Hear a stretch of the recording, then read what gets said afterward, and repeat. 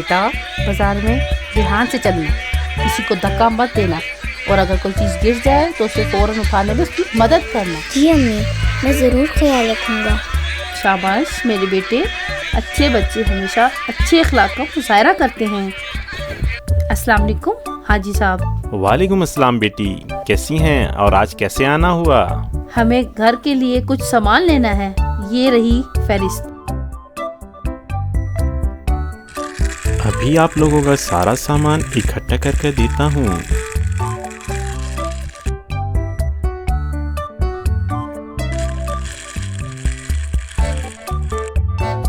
ये लीजिए बेटी, आपका सामान तैयार है। बहुत शुक्रिया हाजी साहब। कितने पैसे हुए? बेटी टोटल 500 रुपए हुए आपके। ये लीजिए हाजी साहब आपके पैसे। जज़ाकल्लाह बेटा, बहुत शुक्रिया। चलो बेटा घर चलें। जी मामा, चलें घर चलें। ये क्या, मेरी जेब में टॉफ़ी कहाँ से आई है? मैंने तो नहीं खरीदी थी। ओहो, कौन सी टॉफ़ी? हमने तो कोई टॉफ़ी नहीं खरीदी।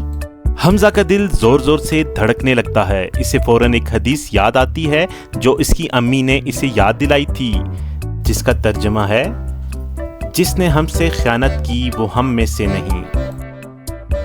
अगर मैंने किसी का हक ले लिया तो, अगर अल्लाह मुझसे नाराज़ हो गया तो मुझे फौरन हाजी साहब के पास जाना होगा। अम्मी, मुझे हाजी साहब के पास वापस जाना है। क्यों बेटा, क्या हुआ? अम्मी, मैं बाद में बताऊंगा, जल्दी चलें। अरे बेटा, क्या हुआ? वापस कैसे आना हुआ? कुछ रह गया क्या?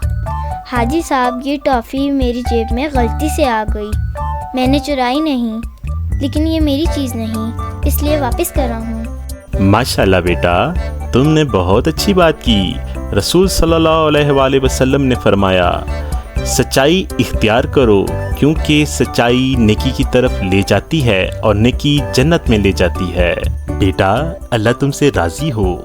ये टॉफ़ी मेरी तरफ से तुम्हारे लिए तोहफा है। लेकिन हाजी साहब, ये तो गलत होगा ना? अगर ये मैं टॉफ़ी ले लूँ तो?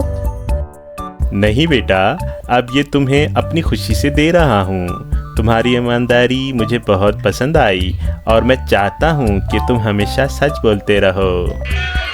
बेटा, आज तुमने सच बोलकर अल्लाह और उसके रसूल की खुशनुदी हासिल की।